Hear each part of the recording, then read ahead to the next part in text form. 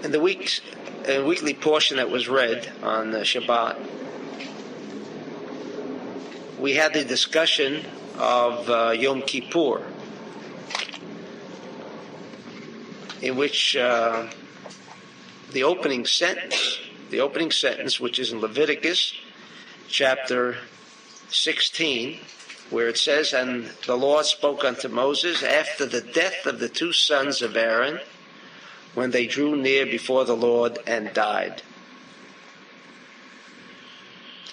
And as many of you know, maybe many of you don't know, and certainly those who will be listening to the tapes by and large do not know, and that is that Aaron had four sons, and two of them, Nadav and Avihu, mentioned in the portion of the week known as Parshat Shmini, and that is chapter 9. No, it wasn't chapter 9, but yes, it is chapter 9, and where there is a discussion of. It is chapter 10. Where there is discussion that the two sons of Aaron, Nadav and Avihu, each of them took some incense, put fire therein, brought it as a sacrifice, and because of that, they died. These two sons died. And the Zohar, as well as the Midrash, and as well as the Talmud, all seem to concur that these two sons of Aaron were very high souls, to the extent that they also could be compared to the level of consciousness of all Israel combined. And then we are told in chapter 10 of Leviticus that these two individuals sinned and brought a fire that was not permitted for the reason that their father was alive, and they had no right to precede their father in preparing these various sacrifices. And there is another commentary, including that of the Zohar, which states that they were drunk. Another commentary for the reason that they died was because they were not married. This is briefly the overview of what happened to the two sons, very high souls, as all agree. And our question naturally would be, how come? How come they performed this kind of a deed? Where were their head trips at the time of this kind of presentation of a sacrifice to the Lord? And I'm not going to be discussing that aspect this evening. However, we need this background to understand that which we will discuss this evening. Along comes Rabbi Isaac Luria and says that all of these reasons that are given as to why Nadav and Avihu, why these two sons of Aaron brought these sacrifices,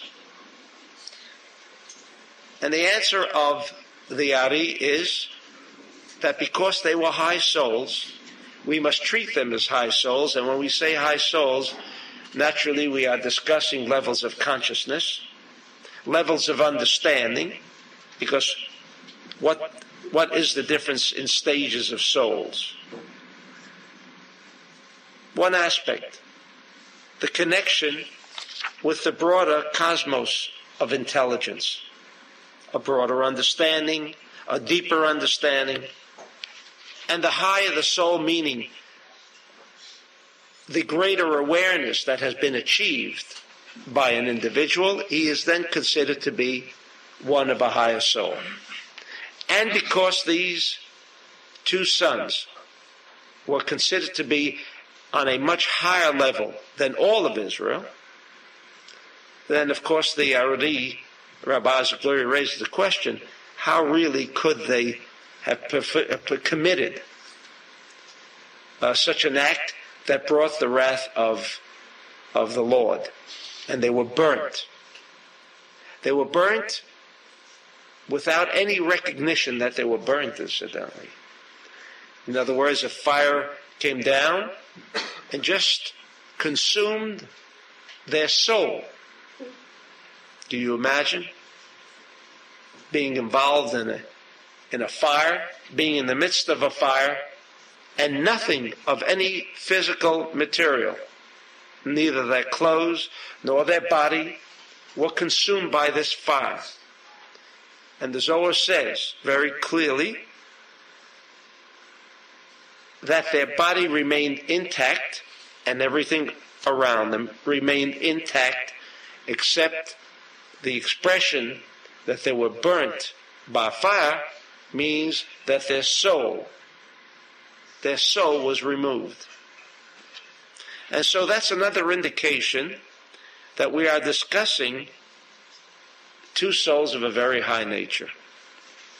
And therefore, without, again, going into the details, that would be a session by itself. And some of you have already, through other classes, become aware of what Rabbi Isaac Luria says on this particular subject. But in any event, he said that they did not sin. From where they were coming from, they did not sin.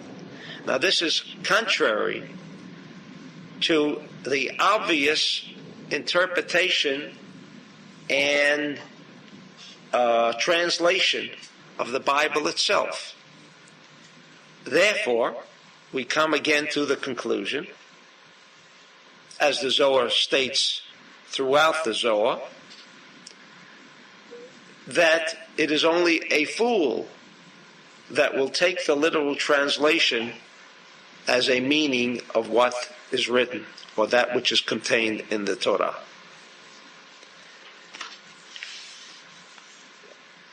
To continue with this, I read the Zohar, because that is our connection to all of us achieving a greater awareness, connecting to other aspects of the cosmos. כי כך למדנו, שכתוב אלה שמות בני אהרון הכהנים. These are the names of the children of Aaron, the priests. וכתוב, and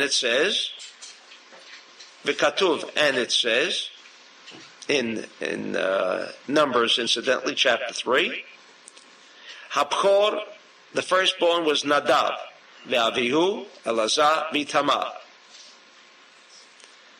And the Zohar asks, Ve'elazar Tamar hayat tzarich lomar. It says Nadav and Va'avihu, and obviously, if the Torah is providing us with this information as to the four sons, it should say Nadav and Va'avihu and Elazar and Itamar. That would be the normal way, a normal correct language when the Bible is telling us or relating to us who the four sons were.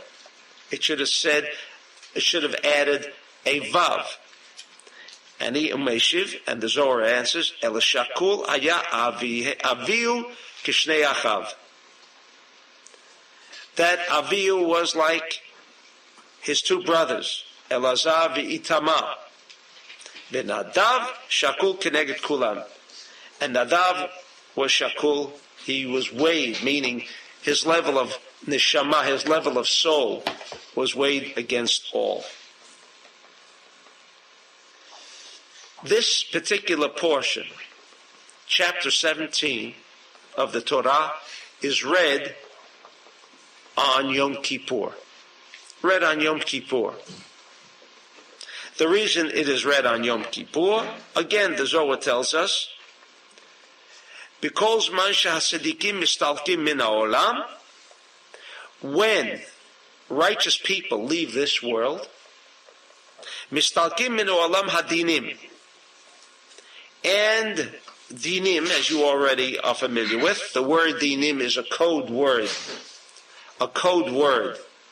not only for judgment, but it means the cause and effect without mercy, meaning if someone, as Cosmos 1, and we have discussed this in a previous session, there were two cosmos. There was Cosmos 1 and Cosmos 2. Cosmos 1, in other words, were there worlds before our worlds? The answer is yes. There was. And the Zohar says, in the beginning, the Lord thought of creating the world, the universe, with midat hadin. What does that mean? That there would be retribution immediately for that which was against the laws and principles of the order of the universe. In other words, if someone stole, his hand would disappear. If someone murdered, he would disappear. In other words, there was the immediate reaction to the action. That is referred to as midat hadin. In other words, if something of a negative nature, if there's been negative activity prevailing within the cosmos, immediately the world would suffer the consequences. We have seen catastrophic incidents, not only in our time, but throughout history. Catastrophic occurrences, like the destruction of the temple, which meant not only the destruction of Jewry, but it meant the destruction of the entire world. All nations suffered, the same way as as recent as the Holocaust. It wasn't merely the 6 million Jews that suffered the consequences of a Holocaust or negative human activity, but 20 million other people.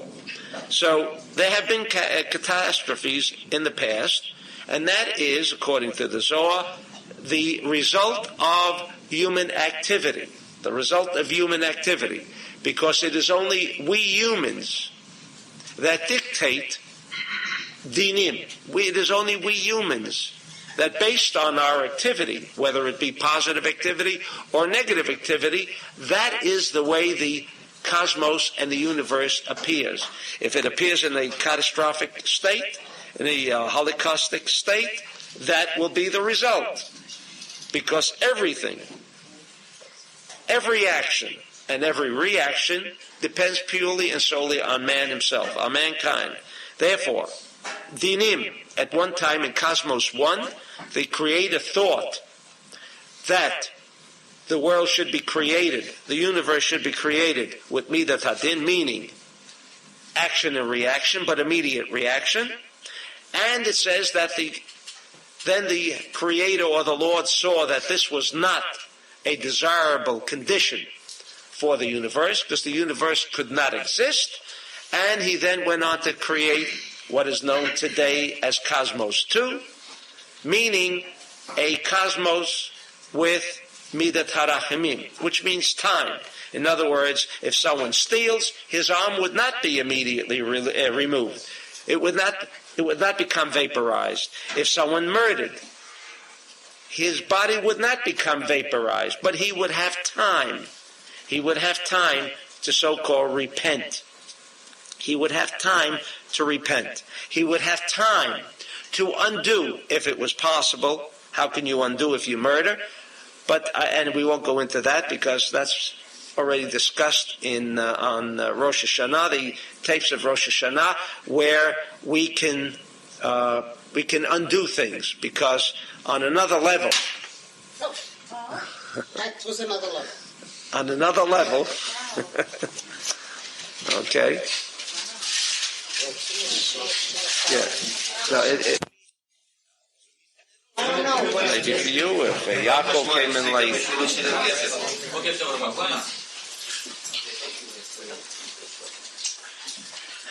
Okay, we'll try to pick up from our interruption. although we were discussing how Nadav and Avihu became consumed with a flame, and like Moshe, when he observed the burning bush, if you recall, but the bush did not become consumed. Here the Zohar says the same thing about Nadav and Avihu, that they were not consumed. To the extent that we will shortly be reading in the Zohar, where these two souls ultimately became incarnated, and that was Pinchas. But getting back to the point of Dinim, we were discussing Cosmos 1 and Cosmos 2. When the Creator observed in the future, reflecting the future, that with Midat Hadin, meaning immediate retribution, an immediate connection between positive and negative. In other words, if there was human negative activity, there was an immediate consequence of negativity. There was immediate suffering, the price that had to be paid for that human negative activity.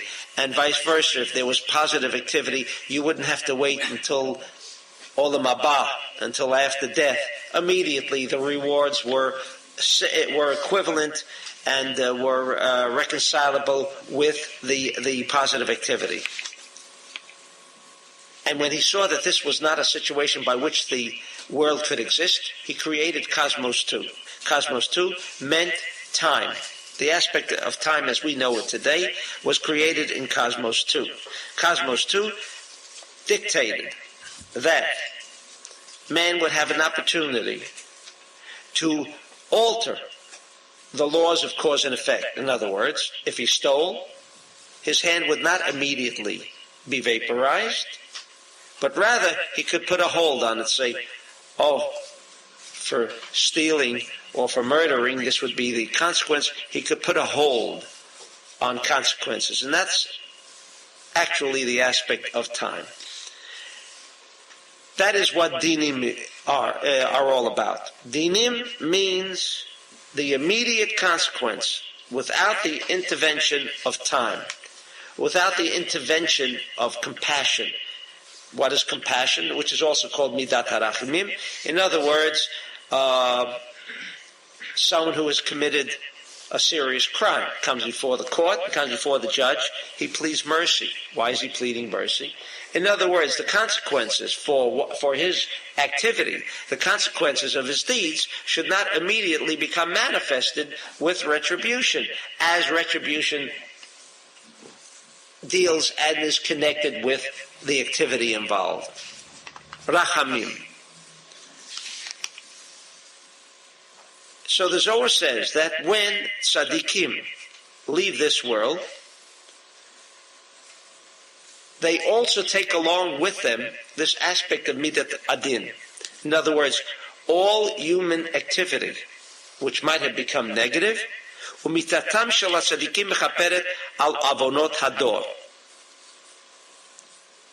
And all the sins, meaning what are sins? All negative activity, which should have brought the effect similar to the activity, in other words, a negative consequence, disappears with the death of tzaddikim.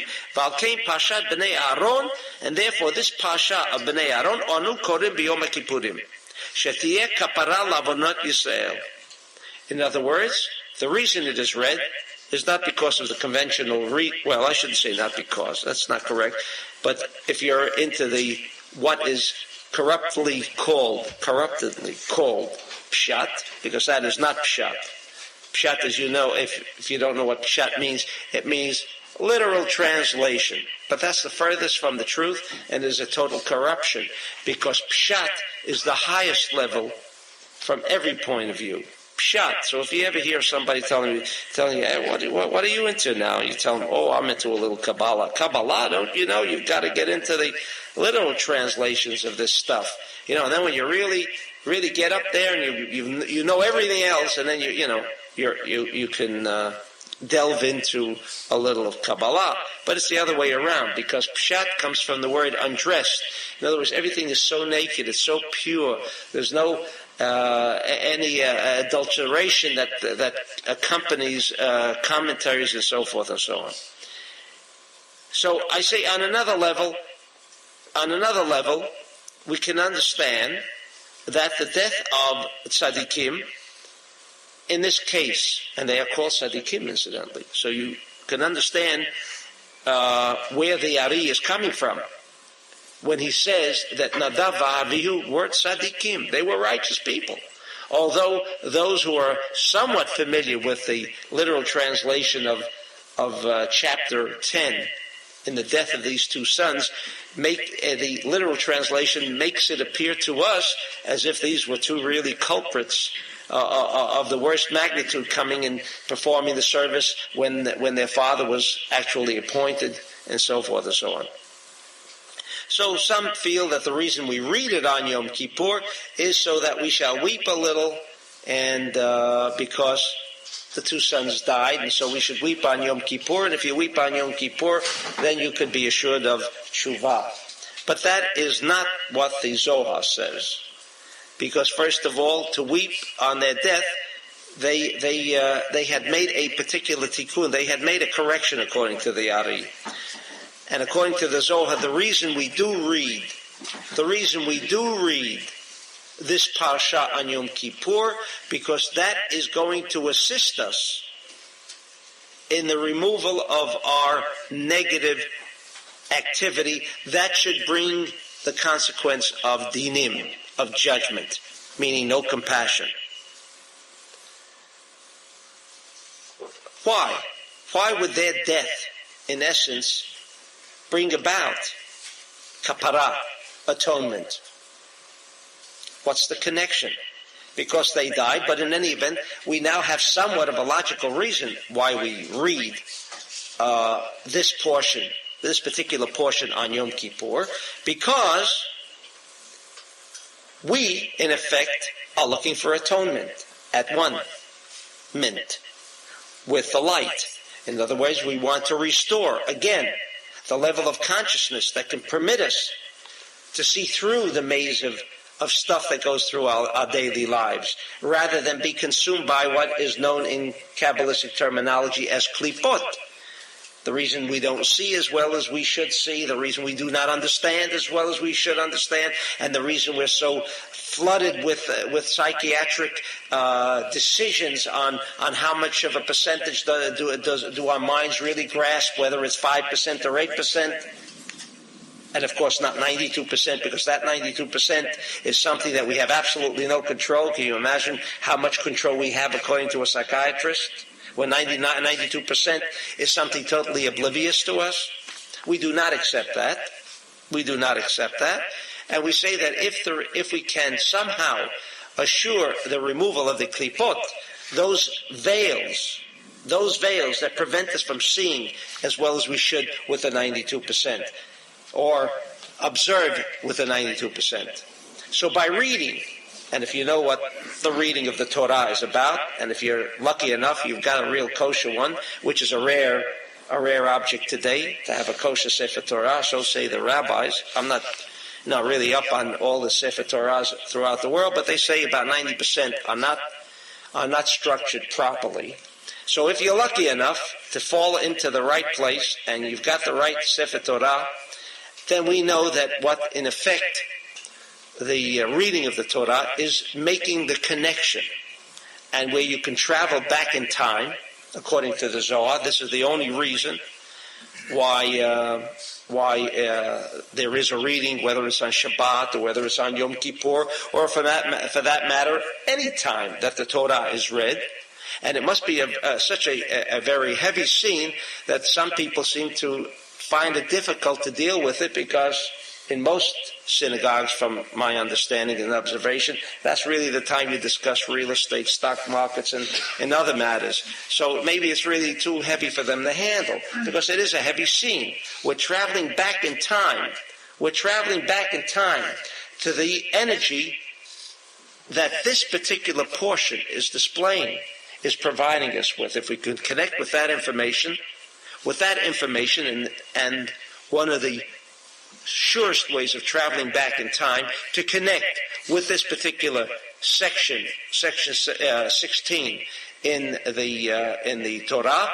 We read this because if we can connect to this frame of reference called Nadav and Avihu, we then have a chance because they, through their death, states the Zohar, we can kind of wash out, we can erase any of the negative activity that we may have performed throughout the year. What we have established now is a completely different picture, as you might say, a literal translation of this idea of Nadav and Avihu presents itself from a literal translation. Certainly this is not the result. We're dealing now with tzaddikim. We're dealing not only with tzaddikim, but we are dealing with two individuals that were so powerful that they could provide for us atonement. How bad could they have been? So what we have done is absolutely destroy any idea from the point of view of Rabbi Shimon Bar Yochai, who, as I've always claimed, has impeccable credentials, and therefore, we connect with these two people to receive the proper atonement. Now, why should their death represent kapara, represent atonement, at-one-ment? But I've kind of answered it when I gave you the Zohar's clue, and that's when the lights blew. Maybe I shouldn't repeat it again, Sylvia, right? Try it? 3 times. Okay. All right, we'll try it again. That their bodies were not consumed. In fact, nothing. Although it says Vatetze Esh, and the fire went out and consumed them, the Zohar tells us very clearly that nothing was consumed. Their soul left. Their soul left to be incarnated in no other person than Pinchas. And we will be discussing that matter of their incarnation into Pinchas. Both of them. Can you imagine? Both of them. Not one, but both of them. What an observation, right? Like as if one of them wasn't enough for Pinchas, he needed one, both. But we will discuss it. If you think of soul as a person, it's hard to believe, but once you think of souls as qualities and attributes, it's easy to believe. Well, okay, but in any event, if they are tzaddikim,